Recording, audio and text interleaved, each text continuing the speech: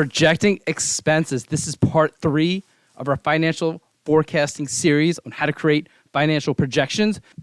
We are going to bucket these expense categories into 3 buckets: your knowns, your contingent expenses, and your revenue producing expenses. Your known expenses, these are expenses you, as it states, know. These are going to be items like salaries, rent, sponsorships, insurance, software licensing, technology outsourcing, membership, licensing. These are things you've already paid for that might be sitting in prepaid expenses, or you just contractually know how much they're going to cost. Contingent expenses. These are going to be expenses that are going to be contingent upon typically revenue, maybe another expense.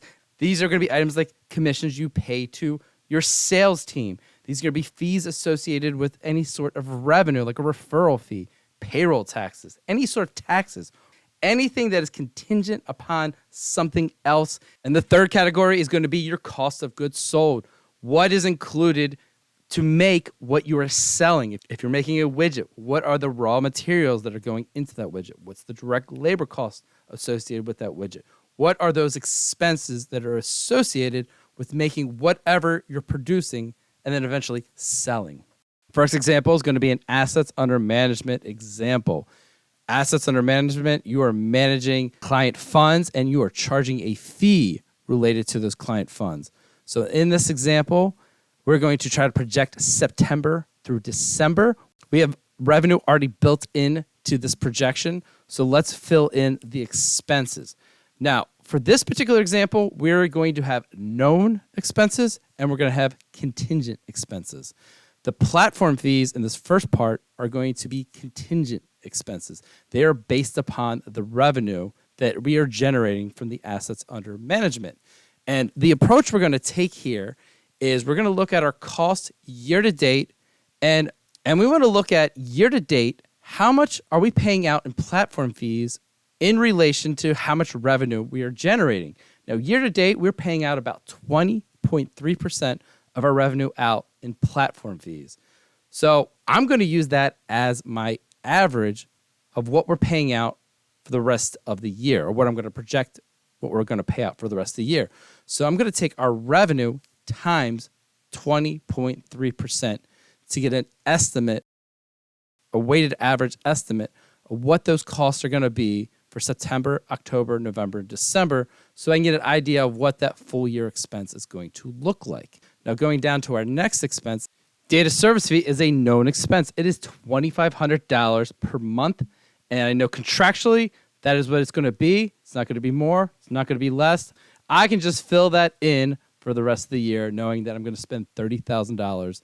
Our final expense is going to be professional consulting, which I have a range anywhere between $10,000 and $22,000 per month. Now, in this instance, unless I really know I'm going to have a huge month coming up of professional consulting expense, I am just going to take a weighted average for the year, which ends up being $16,000. I'm going to run that out for September through December. And now I have my projected expenses for platform, data service, and professional consulting, which ultimately gives me my revenue less my expenses, ultimately getting down to my projected net income. If you've gotten any value out of this video so far, I would greatly appreciate it if you could smash that like button. And if these topics are of interest to you, please consider subscribing. Now let's continue. Example number 2, we have bonds that we own that are generating interest.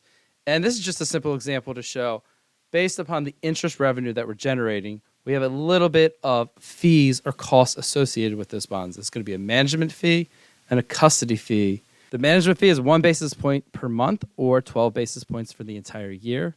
And the custody fee is a flat $500. So we have a contingent expense and a known expense.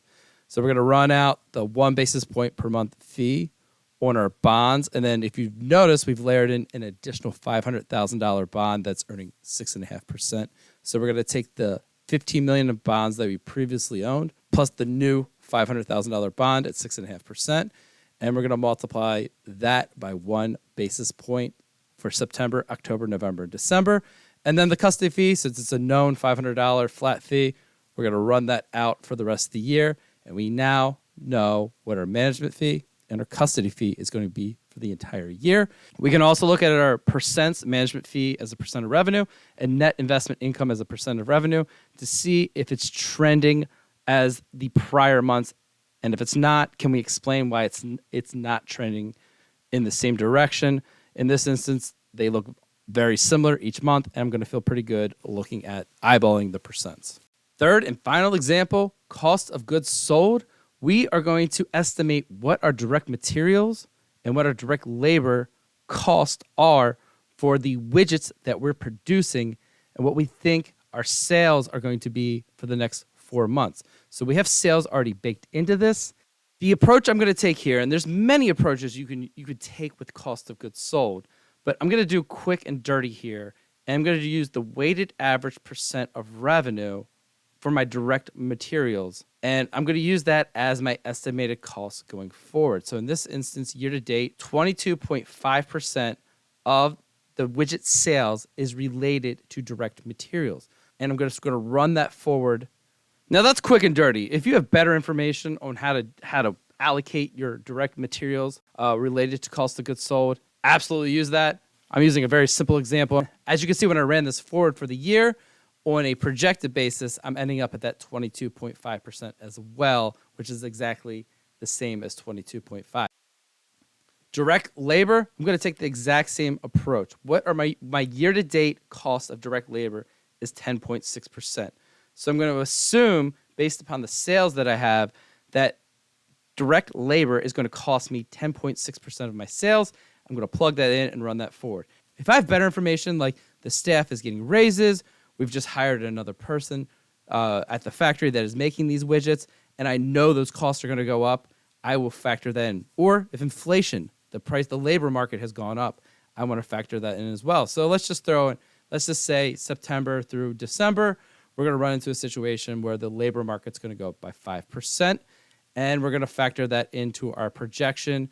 So we're going to use our weighted average approach, but then also buffer in a 5% increase in labor costs to get a better sense of what our projected cost of goods sold is going to be for 2023. So now I have my direct materials assumption, I have my direct labor assumptions in there, and I will know on a projected basis what my gross profit or what my business's gross profit is going to be for the year. In this situation, it's about 3.7 million, 3.7 million to change of gross profit based upon the widget sales.